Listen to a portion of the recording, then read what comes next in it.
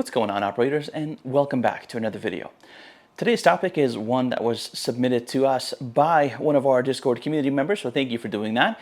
And our Discord's linked below if you want to come and be a part of a growing firearms community that's got gunnies all over the world with the same thing on all of their minds. That being said, today we're going to be talking about buying and selling firearms on the used or secondary market in Canada. If you like what I do here, do make sure to subscribe, consider the super thanks button, and visit our website, canadianoperator.ca. Let's get started. Alright, so you've got a gun that's just sitting and collecting dust in your safe. It's not doing you or itself any favors. Maybe it's something that you've fallen out of love with. Perhaps it's something that's just not useful anymore, or maybe you're just looking to try something new. Whatever the reason is, whether it's wanting to put some money away for a rainy day or have a little extra spending cash, or perhaps like me trying to convince my wife that selling this current gun is absolutely going to pay 100% of the next gun's cost. Good luck with that, by the way.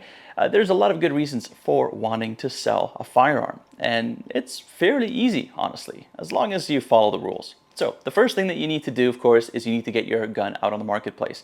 The best way to do that, of course, is to get it online. There's a lot of people out there looking for various types of firearms and magazines and ammunition and accessories, stuff that you have that they might want. And the best way to get it in front of them is to get it on the internet. But not so fast. There's a lot of issues that you could potentially encounter there, one being a really big one, in that Kijiji and Craigslist and Facebook Marketplace and similar platforms prohibit the sale of firearms and related accessories on their platforms. So how do you do it? Well, you could start with Gunpost. That's a place that I've been a member for quite a while, and it's a great, reputable place to sell firearms and related things. It's very much like the Craigslist of guns, and pretty much only guns. Well, anything gun related. It has a pretty solid review system as well, so you generally have a pretty good idea of who you're dealing with, and just like anywhere on the internet, there's going to be 99% of great people, and sometimes that 1% that's not that great. So you do have to use a little bit of common sense and exercise a little bit of judgment, ask questions, get answers, communicate, and talk things out with people in order to really understand whether this is the right person for you in terms of selling or even buying a firearm or, again, related accessories. Gunpost is great because it's free, so it's very accessible, and unless you're someone who makes stuff, like I do, you don't have to pay anything. You can pay the usual fees to bump things up and put things on the homepage, but other than that, you can list as many things that you want to sell for free, and it gets your stuff in front of people not just in your city, but also around the country, which is great. Now, therein lies a whole nother issue in terms of, do you want to ship firearms, or can you? Well, the short answer is maybe, and yes, you can. But again, that depends on your relationship with who you're dealing with, how comfortable you are with the process, and whether the other person pays for shipping, honestly. And there's going to be a lot of times where those people will just say, hey, I see you've got a gun on sale for $1,000, so I'll give you $1,000 and you'll ship it to me for free, right? Yeah. Anyway, that's a whole nother video. So Gunpost is a great place to go. Now, there is an alternative, and it's an alternative for me just because I typically don't like forums all that much, but you can also check out Canadian Gun Nuts. And very much like our Discord server, it's a community. It's a group of people that go to talk about guns and various gun-related things that also happen to have a buy and sell section. And yeah, that includes our Discord as well. So come on by if you want to list it there for free. You're more than welcome to. In any case, it is a little bit more restrictive in that you have to meet some conditions in order to get access to that buy and sell area, but it's another option, and it's a way to get your firearm in front of even more people. Now, let's just say that you're at the point where you want to sell your firearm. What do you do now? What kind of information do you ask for? And what do you expect from the other person? What should that person expect from you? So with that, let's talk about the legalities of selling a firearm. All right, so now that you've ironed out the details of the deal, what are the bare minimum legal requirements that you need to meet in order to sell this firearm to this person? Well, you need some information from them, first of all, and so for that, you're going to need their PAL, the number of their possession and acquisition license, which if they don't have, that is a huge red flag and you should probably stop right now. And of course, you'll also need their date of birth and their email address, but specifically the one that they have on file with the Canadian Firearms program.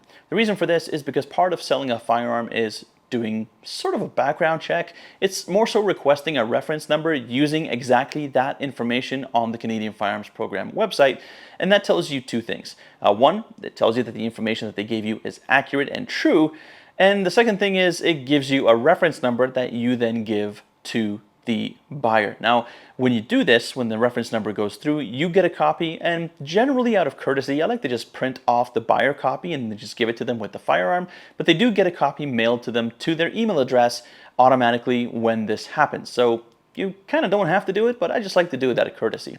Now, personally, there's a few steps that I follow that are a little bit above and beyond the bare minimums. And the nice thing is that the majority of gun owners are going to understand this, because as gun owners in Canada, we are very, very, very used to doing things above and beyond, and not just to the bare minimum spec of the law. So for me, I like to ask for a photo of the front and back of the PAL, as well as a photo of the front of another piece of ID like a driver's license. This verifies to me that the person is who they say they are. Now, again, this is not mandatory. They don't have to do this by law. All they need to give you at a bare minimum is their PAL, their date of birth, and their email address. But again, I've had more successes doing it this way than I've had failures. In fact, I think I've only had one failure, which was just very recent. And it was a really nice guy. He was just uncomfortable with sending photos of his ID over a secure texting platform, which I completely understand. But at that point, I decided to just say, thank you, have a great day, wish you all the best, and just not sell my gun. Now, if I'm dealing with somebody in person, it's a little bit different. I'm not going to ask them for their ID. As long as they can show me their PAL, I'll be fine. But dealing with people online with the promise of them meeting up later and so on, it's always kind of tricky, right? And you don't want to think everybody's a criminal, because obviously you'd be wrong, but you do want to try to cover your ass, and that is the biggest reason why I do what I do.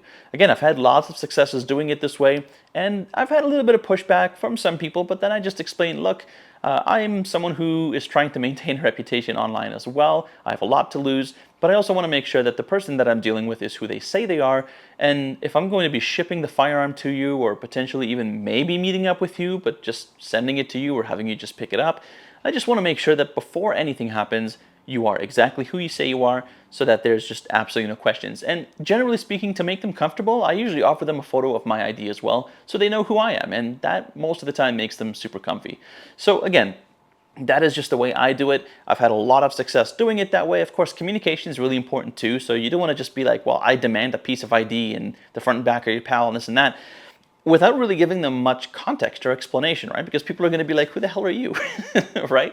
But if you can articulate and explain and communicate, generally speaking, I think you'll have a lot of success doing it this way. But of course, you can try your own way. So that is the very bare minimum. And once you do have that information, you take that to the CFP website and you log in through the individual web services. And in that page, you'll be able to do something called generate a reference number. And for that, all you need to do, again, is just put in the information that they've given you, their PAL, their date of birth, their email address, and it'll come up if it's the right information, and if it's not, then it won't. Again, red flag if it's not, stop what you're doing, and just, that's it, walk away. But at that point, generally speaking, I see that everything's okay and everything's gone through. I go ahead and print out my copy and their copy, and I give them their copy with the firearm. At that point, we usually talk about, okay, well, do you prefer I send it via FedEx or UPS or whatever?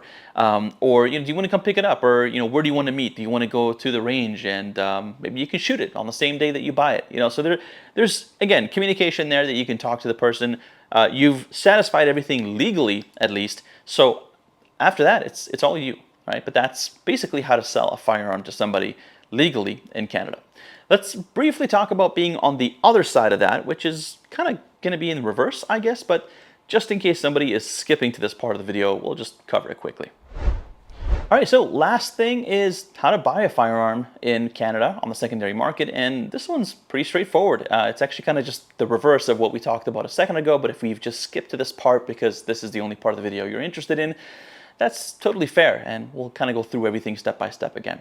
So generally speaking, you'll want to look around either on Gunpost or Canadian Gun Nuts. There are, of course, other shooting clubs and gun clubs and stuff that would maybe have their own communities online, so that'd be a great place to check.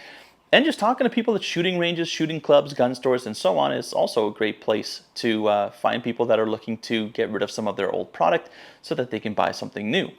As a buyer, you have some legal requirements as well. You're required to provide the seller with your PAL, with your email address, which is on file with the CFP, the Canadian Firearms Program, and with your date of birth. This is the minimum information that they are going to require from you to run your reference. and provide you with a reference number, which is actually going to be automatically generated for you by the RCMP and sent to the email that you have on file with them. But it will also show the seller that you are who you say you are, that your PAL is valid, and that you are eligible to possess and acquire firearms in Canada. That is absolutely huge, and no seller worth their salt should ever deal with you if you fail to provide that basic information. Now, one of the things that I mentioned during the selling portion of the video is that I typically ask for a little bit more than that, especially if I'm not dealing with people face to face. Generally speaking, I play it by ear, but I like to ask for the front photo of a government issued ID, as well as the front and back photo of their PAL. That way, all the information saved, maybe the email address, is there, and I can verify it and compare the two and make sure that those people are who they say they are. Now, as a buyer, I do the same thing. So if somebody requests the bare minimum, I give them the bare minimum, but I've had people request, pieces of ID or photos of my PAL, and I was like, okay, no problem, I understand. Again, you want to kind of play it by ear. There's going to be, of course, like I said, 99% good people out there who are just looking for an honest transaction, and they just want to get their day over and done with and move on with their lives. Of course, there's going to be that 1% or less maybe of people who are looking to scam you, people who are looking to do bad things, generally bad actors, right? So just use common sense and just think about how they're approaching you, how they're communicating with you, whether they're being truthful and honest to you, whether they're being outgoing and providing information that you request. But generally speaking, the bare minimum should suffice, but they might ask you for more, and in that case, that's not always a bad thing. So consider your options. But once you've done that and your reference number was generated by the seller running your information on the RCMP website, you'll get a copy of it automatically in your email, even though they may not have provided the copy to you, or maybe they have. That's up to them. Again, not legally required to do that. I typically do that just because it's a nice courtesy to give them a piece of paper and just say, hey, there's your reference number. You can totally toss it in the fire if you want, but here it is, just as a nice gesture, right? But that's all you got to do. Once you've provided the info, once you've got the deal squared away, once you've got the reference number, then you just do the exchange and then you're good to go. Other than that, you don't have any other legal requirements. The gun is yours and you can go out and have fun. Well, that's going to do it for me today, guys. Thank you so very much for watching. Hope you found some value in today's video. And if you have, and if you're not a subscriber yet, you can help the channel in a huge way by just remembering to subscribe with notifications on and sharing the video with your friends. If you'd like to go a little above and beyond that, like these beautiful people have already, you can check out the link below to become a VIP, or just come and join our Discord and find some more information there. You'll get a bunch of perks and really help the channel in a massive way. Alternatively, you can help keep yours truly well caffeinated with the super thanks button, or of course, you can check out CanadianOperator.ca, where we'll be getting some really sweet in-house made custom tees coming very, very soon. If you sign up for our email list there, you'll get 10% off your first order. Thank you again so much for watching. I hope to see you in the next one. And until then, haven't done this in a while. Pew pew! Happy shooting.